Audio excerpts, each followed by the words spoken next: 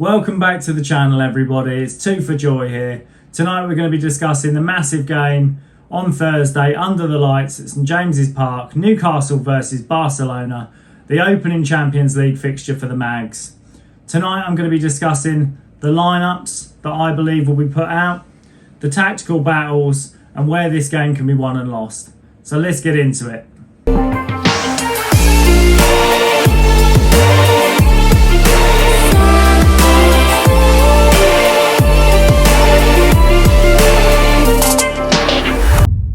So let's start with Newcastle. Obviously only getting one win out of our first four games against Wolves at the weekend. Not the greatest performance, but a decent result, something we can definitely build on. I think the high press is going to be key in this game. I think we need to bring an aggressive, energetic performance, obviously like we brought against PSG. The key things will be that Jacob Ramsey is still missing and Johan Wissa has apparently been sidelined for 4 to 5 weeks, which is a big knock for us going into this match. But Barcelona also have their own key injuries, which we'll speak about when we come on to them. I fully expect us to line up pretty much the same as we did in the last game. I'd say it will be Nick Pope in goal, Trippier at right back, centre-back pairing of Fabian Schär and Dan Burn, left-back Tino Livramento, the same midfield three with Sandro, Bruno and Joey. And then I reckon we'll change out the wingers for Alanga on the right, Gordon on the left, and I think it will be Voltemada, as we well know, to sit back in that 9 role and kind of drop deep and come forward whenever he gets the chance. The main thing that I think Newcastle have a real ability to do in this game is, one, use the crowd at St James's Park, and two, our physical stature. We're a big side, and when you look at the Barcelona side, they're not so big in their front line. They've got a few big defenders, but we can really maximise on the height and the physicality. I think we can pull off a shock. So let's move on to Barcelona. This Barcelona side has changed a lot under Hansi Flick. They are a very different challenge to probably what they were when it was a Xavi team, where they were very possession-based football, and they moved basically from side to side across the pitch, dominating possession and pushing forward through those the key break areas and breaking the lines. The Hansi Flick style seems to be very much a full throttle, full paced, almost like Arne Slot with Liverpool. They are very dangerous in the wings. They like to push the ball into kind of the 18-yard line and then lay off for somebody who's coming in late to finish. Dani Olmo does that really well. Ferran Torres does it really well. Rafinha does it well. Lamine Yamal does it well. They're going to be a really tough challenge to stop that front line. They've definitely improved defensively with the likes of Jules Koundé and Agüero. One of the positives for us is they do have a few injuries in key areas.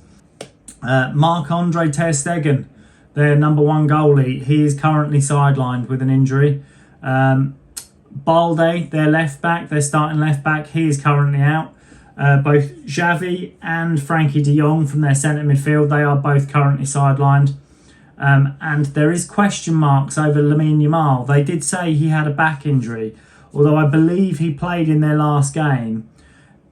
It's kind of a touch and go as to how fully fit Lamine Yamal is at the moment, which will be interesting to see with the lineup. The predicted lineup I've gone for, we've sidelined Lamine Yamal, but I should imagine if he is available, I'd probably say they'll drop Rashford. Rafinha will come in on the left, Yamal on the right, and they'll crack on as normal. So Barcelona will try and frustrate Newcastle by keeping the ball, pulling us out of position, and then forcing themselves into open spaces, which is probably the key thing where we struggle, is being carved open at the moment. So it's going to be more about discipline for Newcastle than anything. It's going to be about not overcommitting, not letting your runner go free, being disciplined at the back and sticking with our shape until we have the opportunity to break, and then trying to hit Barcelona on the counter. So where can this game be won and lost? I'd probably say the number one place is going to be centre midfield. Obviously, Bruno, Sandro and Joel Linton, we are a very combative, strong, physical midfield, and they will need to be at their best. I believe they're going to be playing Pedri, Casado and Dani Olmo in midfield. They're very versatile players. They don't offer the physicality we offer, which is where I think we can win this battle. But they are technically gifted. They pass through the lines. They're very good on the ball. They manage to control play and see spaces that other players don't see. So most definitely breaking up Barcelona's rhythm and forcing them to make mistakes is going to be key for Newcastle. That will give us a huge chance of being able to open up Barcelona and see Alanga and Gordon try and push through the wings and give us that out ball.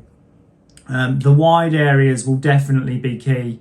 I'd like to see Tino Livramento up against Lamine Yamal if it's Lamine Yamal that's going to be playing. I don't think Lewis Hall should come straight back in having not had a successive run of games. I think Tino's been brilliant the last few games, and I think he's a capable and competent defender. If ever there was one to stop Lamine Yamal, I think he's the guy.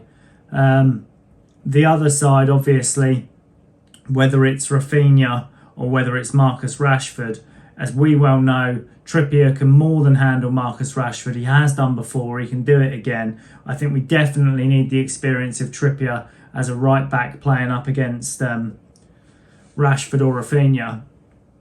I think realistically the wings could be where this game is won and lost, on quick counters and quick breaks. I would love to see Anthony Gordon and Alanga really press high in this game and give us the option as an outball, because Barcelona I think they will dominate possession against us, but their backline sits very high. So the opportunity to play that fast, quick counter-attack and get players in behind, and like I say, I believe Alanga and Gordon are some of the fastest in the Premiership. I'm fairly sure they can outstrip that defence given the opportunity. And I think it will cause problems for Barcelona with Voltemade not playing as a typical number 9 and sitting on the line. I think him coming slightly deeper might draw those centre-backs in a little bit and allow us to play in behind with the wingers. So I definitely think that's a big opportunity for us to catch Barca on the counter. They have the ability to break the lines so easily. They are so competent at doing it. And all 3 or 4 of their front players can kind of interchange and swap and overlap through that midfield. It'll leave us with real problems. And obviously Dan Burn and Fabian Schär, they're great defenders. But for the pace that Barcelona have, I feel we could get undone if we don't sit back in a solid shape and remain very disciplined. So that's my breakdown of Newcastle versus Barcelona for Thursday. It's a clash of styles, with obviously the high intensity and aggression of Newcastle versus the technical quality of Barcelona. If Newcastle get it right, and with the crowd behind us at St James's Park, I do believe that we could pull off a real shock against Barcelona. But what do you think? Who starts for Newcastle? Who starts for Barcelona? Where do you see the key battles being? Drop your comments below. If you're new to the channel, be sure to subscribe. If you've stayed till the end of the video, please drop me a like. Thanks to everybody for hitting me up with the comments in the last couple of videos. Thanks for the subs, and hopefully guys, I will see you in the next one.